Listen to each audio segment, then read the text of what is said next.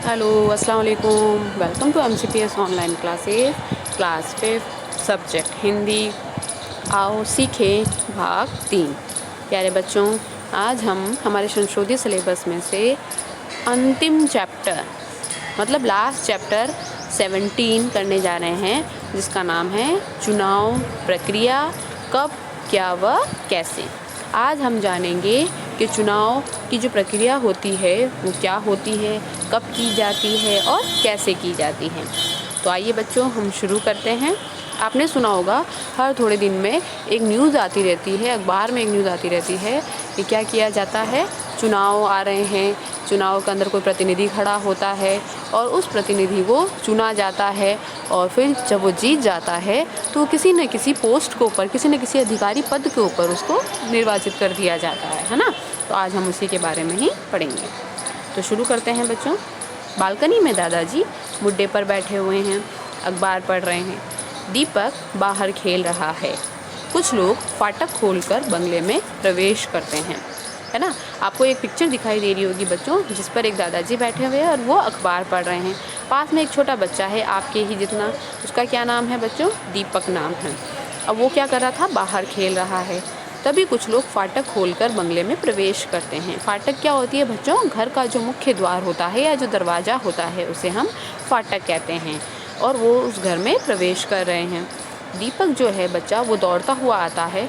देखो दादाजी, ये इतने सारे लोग आपसे मिलने क्यों आ रहे हैं? दीपक अपने दादाजी से पूछता है। दादाजी जवाब देते हैं, बेटा अगले माह विधानसभा के चुनाव होने वाले हैं ना, इसलिए। अब वो जो दीपक है वो बोल रहा है, दादाजी देखो इतने सारे लोग हैं जो हमारे घर पर आए हैं और वो आपसे मिलने आए हैं, लेकिन ये आपसे मिलने क्यों आए हैं? तो दादाजी उन्हें जवाब देते हैं, अगले माह मतलब अगले महीने में विधानसभा के चुनाव होने वाले हैं, है ना, इसलिए वो चर्चा करने के लिए आ रहे हैं। चर्चा का मतलब क्या है? बातचीत करने के लिए मेरे से आ रहे हैं। दीपक वापस पूछता है, दादाजी ये चुनाव क्या होते हैं? अब देखो, वो भी आपके जितना ही बच्चा है, उसको क्या है? जिज्ञासा है, सवाल पूछने की, प्रश्न पूछने की कि चुनाव क्या होते हैं, है ना। तो दादाजी बोलते हैं, बेटा चुनाव में जनता अपना मत देकर अपने प्रतिनिधि चुनती है। अब मत का मतलब क्या होता है बच्चों? वोट होता है। वो सभी लोग वोट देंगे। सभी लोग मतलब जनता बोलते हैं जिनको। हम सभी लोग जब इकट्ठा होते हैं तो उनको जनता बोला जाता है। हम सब लोग जब वोट देते हैं और वोट देकर अपना एक प्रतिनिधि चुनते हैं। अब दीपक वापस पूछता है, प्रतिनिधि? अच्छा, प्रतिनिधि कैसे चुनते हैं? मतलब प्रतिनिधि क्या होता है और उसको कैसे चुना जाता है? तो प्रतिनिधि का मतलब होता है बच्चों वह सदस्य जो निर्वाचन क्षेत्र से चुना जाता है। निर्वाचन का मतलब जिस जगह से किसी भी आदमी को खड़ा किया जाता है कि आप एक उच्च अधिकारी के पोस्ट पर होंगे और आपको ये अच्छा काम करना है जनता के लिए, है ना। तो अब उसको कैसे चुना जाता है? तो दादाजी बोल रहे हैं, बेटा आप अभी छोटे हो, जब आप 18 वर्ष के हो जाओगे तब आपको जानने की ज़रूरत होती है। अभी आप कहाँ जाओ? स्कूल जाओ। अब दादाजी को क्या लगा कि वो आपके जितना बच्चा है, छोटा बच्चा है, 5वीं क्लास का बच्चा है, वो इन सारी प्रक्रिया को नहीं समझ पाएगा। इसलिए उन्होंने बात टालने की कोशिश की कि अभी आपके स्कूल का समय हो रहा है, आप कहाँ चले जाइए, स्कूल चले जाइए। जब आप 18 साल के हो जाएंगे, आप समझदार हो जाएंगे, तो आपको समझ आ जाएगा कि ये सारी चीज़ें क्या होती है ना। तो अब दीपक बोल रहा है, बताओ ना दादाजी, मतलब वो ज़िद कर रहा है कि आप मुझे बताइए, मैं समझना चाहता हूँ कि ये क्या चीज़ है।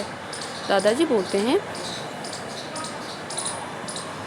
अभी आप स्कूल जाओ, आपके स्कूल का समय हो गया है। इस बीच सब लोग दादाजी के पास आ जाते हैं तथा दीपक स्कूल के लिए रवाना हो जाता है। अब दादाजी उसे मना कर देते हैं कि आपका स्कूल का समय हो गया, आप स्कूल जाइए, ठीक है, अब आप बड़े हो जाओगे तो आपको समझ आएगा। लेकिन दीपक को तो जानना था, है ना। तो दीपक कहाँ जाता है? विद्यालय में जाता है और अपने गुरुजी से मतलब अपने टीचर से पूछता है, गुरुजी मुझे ये बताइए ना कि चुनाव क्या होता है और ये कैसे होते हैं। तभी गुरुजी बोलते हैं, हाँ आज दीपक ने बहुत ही महत्वपूर्ण प्रश्न पूछा है, मैं आप सभी को चुनाव की प्रक्रिया के बारे में बताता हूँ, है ना। जब अब आपको भी अगर कोई प्रश्न नहीं आएगा तो आप भी अपने गुरुजी से पूछेंगे, टीचर से पूछेंगे, है ना। तो गुरुजी उनको जवाब दे रहे हैं कि ठीक है, मैं आपको बता दूंगा कि ये प्रक्रिया क्या होती है। लोकतंत्र में सरकार बनाने के लिए चुनाव की प्रक्रिया अपनाई जाती है। लोकतंत्र में सरकार बनाने के लिए चुनाव की प्रक्रिया अपनाई जाती है। अब लोकतंत्र क्या होता है? लोक मतलब जनता का, तंत्र का मतलब सिस्टम। जो हमारा इंडिया है इसमें किसका सिस्टम है बच्चों? लोकतंत्र है, मतलब जनता का एक पूरा सिस्टम है। जनता ही क्या करती है? सरकार बनाने का काम करती है। और कैसे बनाएगी? चुनाव की प्रक्रिया कर कर वो बनाएगी। अब नेहा नाम की एक लड़की होती है, वो पूछती गुरुजी लोकतंत्र क्या होता है, ये भी तो बताइए। अब देखो उनको समझ नहीं आ रहा है ना कि छोटा बच्चा है इसलिए कि लोकतंत्र क्या है। तो अब क्लास में और भी बच्चे हैं वो उससे पूछ रहे हैं। तो गुरुजी बोल रहे हैं हाँ आपको सब बताता हूँ। हमारे देश में एक निश्चित प्रक्रिया के तहत सरकार जनता के द्वारा चुनी जाती है, उसे हम लोकतंत्र कहते हैं। जैसे मैंने अभी आपको बोला ना बच्चों, लोकतंत्र मतलब जनता का तंत्र, जो जनता के द्वारा चुना जाता है ना। जनता के द्वारा एक निश्चित प्रक्रिया होती है, एक सिस्टम होता है, एक प्रोसेस होता है, उस प्रोसेस के तहत सरकार को चुना जाता है। अब शालू नाम का एक बच्चा वो पूछ रहा है ये निश्चित प्रक्रिया क्या होती है ना, कि भाई ये एक प्रोसेस क्या है, कौन सा प्रोसेस है गुरुजी हमें वो बताइए।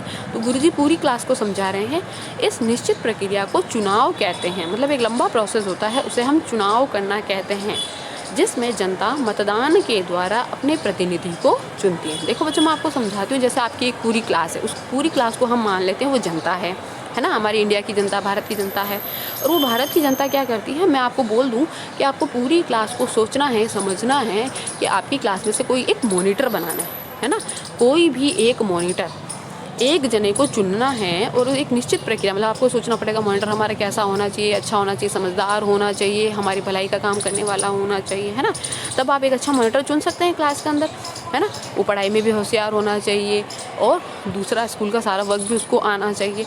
जिस तरीके से आप एक मॉनिटर चुनते हैं उसी तरीके से जनता क्या करते हैं, एक निश्चित प्रक्रिया के तहत एक प्रतिनिधि चुनते हैं। अब गुरुजी भी यही बात बोल रहे हैं, एक निश्चित प्रक्रिया को हम चुनाव कहते हैं, जिसमें जनता मतदान के द्वारा अपने प्रतिनिधि को चुनती है। अब नेहा फिर से प्रश्न पूछ रही है प्रतिनिधि कौन होते हैं? तो गुरुजी जवाब दे रहे हैं ये चुनाव की प्रक्रिया के द्वारा चुने हुए सदस्य होते हैं जो लोकतंत्र में जनता का प्रतिनिधित्व करते हैं। प्रतिनिधित्व का मतलब क्या होता है, जो प्रतिनिधि का काम करने वाले लोग होते हैं उन्हें हम, या जो चुनाव का काम करने वाले जो लोग होते हैं उन्हें हम प्रतिनिधि कहते हैं, है ना। हम अपनी भाषा में बोलूँ, जैसे मैंने मॉनिटर चुनने के लिए आपको बोला तो मैंने दो जन को आपके सामने खड़ा कर दिया कि एक जैसे मान लीजिए नेहा है या मान लीजिए शालू है, इन दोनों में से आपको चुनना है, मतलब वो लोग हो गए हैं प्रतिनिधि। अब इन दोनों में से आपको क्या करना है, चुनाव करना है कि किसको आपको मॉनिटर बनाना है। उसी तरीके से दो प्रतिनिधि होते हैं, आपको चुनना है कि आपको किसकी सरकार बनानी है।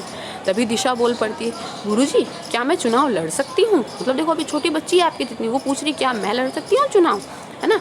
तो गुरुजी बोल रहे हैं नहीं, चुनाव एक राजनीतिक दल के माध्यम से या स्वयं निर्दलीय प्रतिनिधि के रूप में लड़ सकते हैं, परंतु उसकी एक निश्चित आयु निर्धारित होती है। आपको ये जानकारी तो होगी कि वोट देने की न्यूनतम आयु भी 18 वर्ष निर्धारित है। क्योंकि दिशा छोटी है इसलिए गुरुजी बोले नहीं तुम ये नहीं लड़ सकती, क्योंकि चुनाव एक राजनैतिक दल के माध्यम से, मतलब जैसे मैंने दो जनों को खड़ा किया है तो एक तो होगा राजनीतिक दल और इसका अपोजिट में जो दूसरा वाला बच्चा होगा वो होगा उसका निर्दलीय प्रतिनिधि का मतलब दूसरा। एक जैसे एक कांग्रेस की पार्टी से लड़ सकता है, एक भाजपा की पार्टी से लड़ सकता है, या मैं बोल दूं एक हमारी क्लास का कोई बच्चा है तो एक सेक्शन ए से चुन सकते हैं हम, एक सेक्शन बी से चुन सकते हैं, है ना। तो दो अलग अलग प्रतिनिधि हो गए हैं, अलग अलग दल के प्रतिनिधि हो गए हैं, वो दोनों जने लड़ सकते हैं। लेकिन वो दोनों भी एक निश्चित आयु होती है, उनकी एक एज होती है, एक उम्र तय होती है। बच्चों कितनी उम्र होनी चाहिए उनकी? 18 वर्ष होनी चाहिए या 18 वर्ष से ज़्यादा ही निर्धारित होनी चाहिए। और हम तो अभी बच्चे हैं, है ना, इसलिए हम चुनाव नहीं लड़ सकते। तभी दीपक बोल पड़ता है जब मैं 18 वर्ष का हो जाऊंगा तब क्या मैं वोट दे सकता हूँ? मतलब वो प्रश्न पूछ रहा है। तो गुरुजी बोल रहे हैं हाँ अब वोट देने जा सकोगे, परंतु इससे पूर्व आपको वयस्क मत अधिकार हेतु मतदाता सूची में अपना नाम दर्ज कराना होगा। मतलब जैसे मैंने बोला नेहा मॉनिटर के लिए लड़ रही है, दिशा मॉनिटर के लिए लड़ रही है। अब दीपक बोलेगा क्या मैं भी मॉनिटर के लिए लड़ सकता हूँ? तो मुझे क्या करना पड़ेगा, मैम के पास में जाके मेरा नाम लिस्ट में जुड़वाना पड़ेगा कि मैं भी मॉनिटर के पद के लिए खड़ा होना चाहता हूँ। उसी तरीके से चुनाव के लिए भी जब दो दल निर्धारित हो जाते हैं, एक राजनीतिक दल एक निर्दलीय दल, तो तीसरा जो भी आएगा उसको भी क्या करना पड़ेगा, उस मतदान की सूची में अपना नाम जुड़वाना पड़ेगा। और जैसे अगर मेरे को चुनाव करना है तो मैं चुनाव के लिए उस मतदाता सूची में अपना नाम दर्ज करवाऊँगी। ठीक है बच्चों। तभी दीपक बोल पड़ता है, ये वयस्क मत अधिकार और मतदाता सूची क्या होती है। वयस्क का मतलब हम अभी छोटे हैं तो हम बालक में आ जाते हैं, बच्चों में आ जाते हैं। वयस्क का मतलब 18 साल से बड़े लोग, है ना। जैसे हमारे गुरुजी हैं, टीचर है ना, या मम्मी पापा हैं, वो 18 साल से बड़ी उम्र के हैं। अब गुरुजी बोल रहे हैं 18 वर्ष या उससे अधिक आयु के सभी नागरिकों को बिना किसी भेदभाव के मत देने का अधिकार जो होता है वो वयस्क मत अधिकार होता है। मतलब 18 साल से ज़्यादा का कोई आदमी है या औरत है ना, और वो उनकी एक आयु निश्चित हो गई है। फिर वो नागरिक कहाँ का होना चाहिए बच्चों? नागरिक मतलब जो हमारे भारत देश का ही रहने वाला होना चाहिए, ठीक है। और वो किसी भी भेदभाव के, मतलब ना वो हिंदू देखेंगे, ना मुसलमान देखेंगे, ना सिख देखेंगे, ना ईसाई देखेंगे, बिना किसी भेदभाव के, ना औरत देखेंगे, ना आदमी देखेंगे, उनको अपना मत देने का मतलब वोट देने का अधिकार होता है। उसे हम वयस्क मताधिकार कहते हैं। फिर उन्होंने बोल दिया वयस्क मताधिकार उसे हम कहते हैं जिस सूची में मतदाताओं के नाम होते हैं उसे मतदाता सूची कहते हैं। मतदाता सूची में नाम दर्ज कराने के लिए एक निर्धारित प्रपत्र भरना पड़ता है। प्रपत्र का मतलब एक फॉर्म भरना पड़ता है ना, कि भाई इसमें कौन कौन है जो मत देगा, मतलब वोट देगा। जैसे मैं बोलूँ कि अगर हमारे 5th क्लास में मुझे मॉनिटर बनाना है, तो जो मॉनिटर है बनाने के लिए जो लोग खड़े हुए हैं, 1 लोग, 2 लोग या 3 लोग, वो तो हो गए हमारे प्रतिनिधि, ठीक है। पूरी क्लास जिस मॉनिटर को चुन रही है वो हो गए हैं मत देने वाले, मतलब वोट देने वाले। तो वोट में मैं मान लूँ मेरी 5th क्लास के अंदर अगर 30 बच्चे हैं तो वो सभी कौन हो गए हैं? वोट दाता हो गए हैं, ठीक है बच्चों, समझ आ रहा है ना। अब बारी आ रही है फिर से दीपक की। दीपक बोला गुरुजी मतदाता सूची में नाम कौन दर्ज करवाता है, मतलब उस सूची में इनके नाम कौन लिखेगा, वोट देने वालों के नाम कौन लिखेगा। तो गुरुजी बता रहे हैं ये काम BLO, बी का मतलब होता है बूथ, L का मतलब होता है लेवल और O का मतलब होता है अधिकारी। जो बूथ लेवल के अधिकारी होते हैं उनके द्वारा तय किया जाता है। ये स्थानीय सरकारी कर्मचारी होता है जो चुनाव आयोग का प्रतिनिधि होता है। मतलब जब सरकार बनती है तो हर एक एरिया का एक बूथ लेवल अधिकारी होता है और वो क्या करता है, एक गवर्नमेंट मतलब सरकारी कर्मचारी होता है और वो चुनाव करने के लिए प्रतिनिधि को चुनता है, ठीक है बच्चों। जैसे मेरी क्लास के अंदर अगर बच्चों को मत देना है तो मैं एक जैसे 5th क्लास के बच्चों को ही लूँगी, यूनिक मैं 3rd क्लास के बच्चों को भी ले लूँगी, मैं 2nd क्लास के बच्चों को भी ले लूँगी, उनकी मैं उम्र भी नहीं देखूँगी वो कितनी उम्र के हैं, है ना। अब मुझे तो 5th क्लास के बच्चों को ही मॉनिटर बनाना है तो मैं दूसरी की तीसरी क्लास के बच्चों को क्यों लूँगी, ठीक है ना बच्चों। तभी दीपक बोल पड़ता है अच्छा है, तब तो मैं भी 18 वर्ष का होते ही मतदाता सूची में अपना नाम दर्ज करवा कर राष्ट्र के हित में मतदान अवश्य करूँगा। मतलब जैसे ही मैं 18 साल का हो जाऊँगा तो मैं वोट देने ज़रूर जाऊँगा। तो सभी बालक बोल पड़ते हैं हाँ हम भी मतदान अवश्य करेंगे। मतलब जब हम 18 वर्ष के हो जाएंगे मतदाता की सूची में अपना नाम दर्ज कराएंगे और वोट देने ज़रूर जाएंगे, ठीक है। अब अंत में हमारी एक परिभाषा दी हुई है बच्चों, बॉक्स के अंदर क्या दी हुई है कि लोकतंत्र क्या होता है। मैंने आपको अभी बताया था पाठ पढ़ाने के टाइम में, लोक मतलब लोगों का, तंत्र मतलब एक सिस्टम, मतलब जनता का एक सिस्टम। तो परिभाषा क्या है, जनता का, जनता के लिए, जनता के द्वारा चुनी गई सरकार को लोकतंत्र कहते हैं। मतलब पूरी भारत सरकार की जनता, जनता के लिए, अपने फ़ायदे के लिए, अपने भलाई के लिए, अपने अच्छाई के लिए जो किसी एक बंदे को चुनेगी, जो किसी एक प्रतिनिधि को चुनेगी और सरकार बनाएगी, उसे हम क्या कहेंगे, लोकतंत्र कहेंगे, ठीक है बच्चों। समझ में आया आपको कि चुनाव की प्रक्रिया क्या होती है, कब होती है, किस उम्र में होती है और कैसे की जाती है ना। चलिए तो आज हमारे ये पाठ पूरा हो चुका है, आप इसको अच्छे से पढ़िएगा, ठीक है बच्चों। अल्लाह हाफिज़।